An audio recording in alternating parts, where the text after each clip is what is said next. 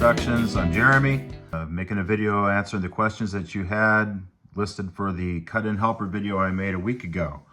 So sorry about the delay, but better late than never. Otto's SLM race videos asked a question: do they always notch 8 the DPU and notch 5 or 6 the lead locomotives, or are they the same? That's a good question. So there's 3 different instances where there can be a differential between the head-end locomotives and the DPUs. Either the engineer who has control of the DPUs puts up what's called a fence, and the fence separates the lead from the rear, and the engineer can determine which notch he can put the rear DPU in as opposed to the head end. So the engineer, when he puts up a fence, he can have the lead locomotives in any notch he wants, say notch 3, and he can push the train harder from the rear. He can put the DPUs in a higher notch. So there's that possibility. Number 2, EMS is running them differently. Now we have a new system. It's called EMS, or Trip Optimizer. It's a system that correlates with the signals. It runs the train. You put in the information of the train, the tonnage, the length, everything, the powered axles, and it will determine how to run over the territory. And so trains these days, lots of them, especially if they don't have an SD70 on the point, will be run by the system EMS.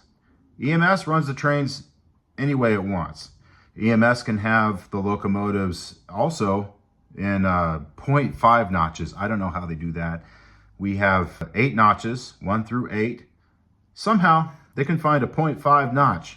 I don't know how EMS does it, but I see 6.5, 7.5 that it's running in. I don't know how it does that, but frequently EMS will have the rear pushing harder than the head end. Number 3 is a loss of communication from the leader to the DPU. So sometimes when you're going through territory with lots of tunnels like we have, you can lose communication, and the engineer won't be able to, it won't reflect, it won't change notch when the engineer does. Yeah, so that's the 3 different situations where you will see the DPUs. Like you said, they seem to be pushing real hard and the front end is just coasting along. Well, you're not crazy. That's pretty frequent. All right, thanks. Great question, Otto. Steve K, he says, I assume the train crew would be given the cut-in information from the dispatcher. Is this correct? No. All configurations are done by the train crews themselves. The train crew in Eugene will do the math themselves. The dispatcher, all he does is arrange where things are going to happen. Oh, Steve, congratulations. Also, he did the math. 7,115 tons behind the cut-in helpers. He did it. Yeah, you're right, buddy. That is absolutely spot on. Ben Ritter. Okay, well, this is kind of a difference in opinion or something. So essentially his comment was that when I said Joel Ashcroft was the best engineer in the state, Ben Ritter made comment that he's also in the state. So he used to work for SP back before I got to Eugene, I know, but I've met the man. It's up for debate. Ben, sorry, I can't answer.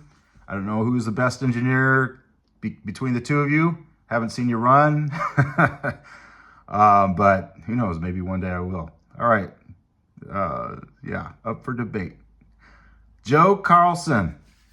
These are manned helpers, correct? Do they help trains going down the hill or go as light power back downhill when they're done?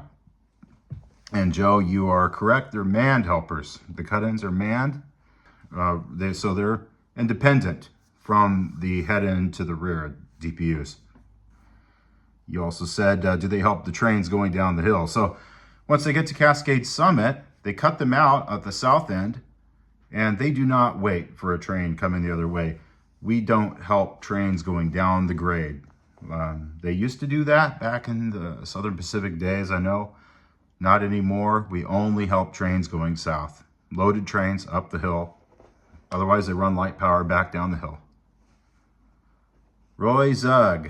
Do weather conditions have an effect on the number of helper engines? No, they don't.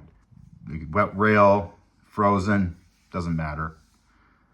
It's the same configurations, the same math, same tonnage, same axles of power that are done. So although it does affect your train, especially if it's wet and you go over a greaser going up the hill. The greasers are there to protect the curves, so there's less wear and tear, but I wish they could turn off those greasers during the winter, for crying out loud. The rails are already wet, they're cold. And if you have an SD70 on the point, you're gonna slip, and slipping can lead to trouble.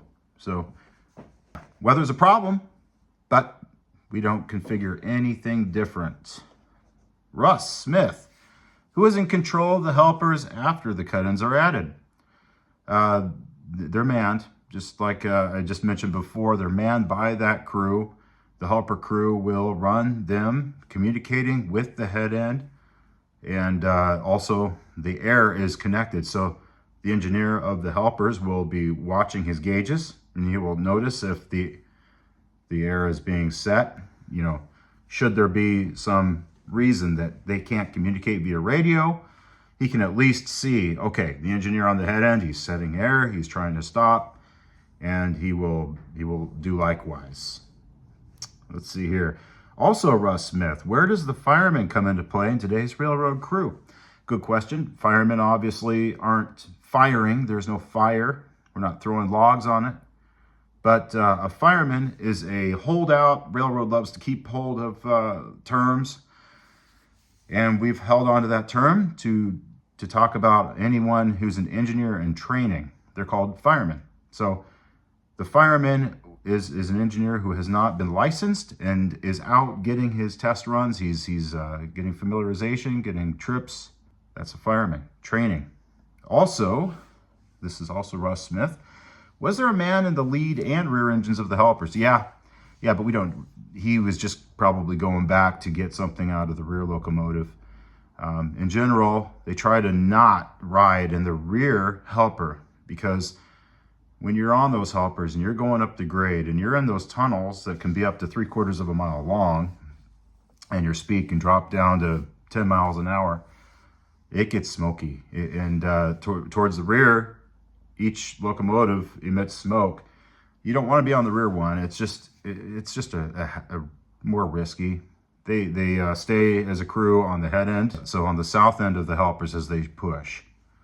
So yeah, that was Ross, and he was just going back to get something, I think. All right, Robert Lloyd. How many cars need to be tied down with handbrakes during cut-in?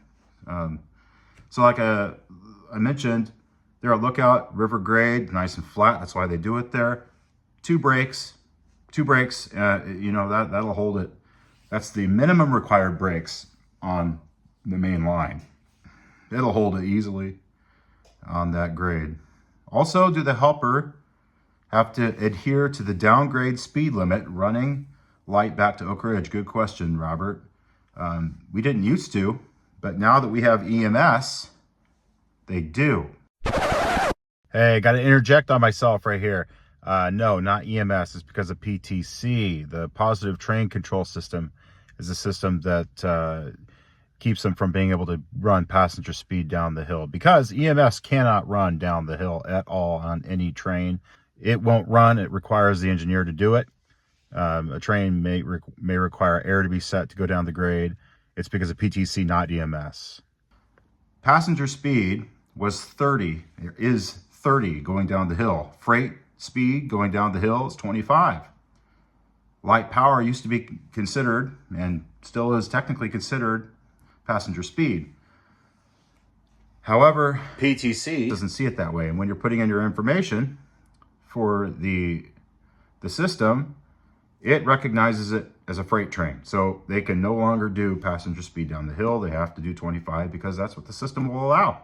And you can't go 5 miles per hour over speed. Otherwise, you have to emergency apply your train. And if you get 3 miles per hour over speed, the system will start chirping at you, giving you warnings, countdowns. We're going to stop this train unless you slow down. So yeah, 25 down the hill, just like any other freight train.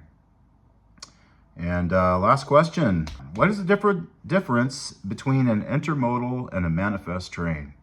Intermodal train and manifest train, the biggest difference is where the materials are being carried. A manifest train, materials that are being carried are within cars, like box cars, flat cars, tank cars.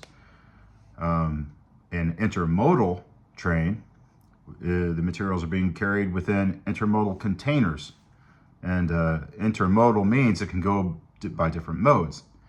A container can travel by rail, and then truck, and then sea.